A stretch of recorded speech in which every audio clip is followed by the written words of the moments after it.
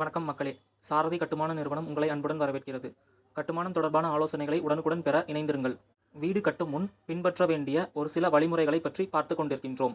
அதன் தொடர்ச்சியாக இன்றைய பதிவில் ஒரு கட்டுமான வரைபடத்தின் அவசியத்தை பற்றி பார்க்கலாம். கட்டிட வரைபடத்தை தயார் செய்வதன் மூலம் வீட்டில் அமையவிருக்கும் அறைகளின் அளவுகள், வாகன நிறுத்துமிடத்தின் அளவுகள், தண்ணீர் தொட்டி மற்றும் செப்டிக் டேங்க் அமையவிருக்கும் இடம் அவற்றை உறுதிப்படுத்தலாம்.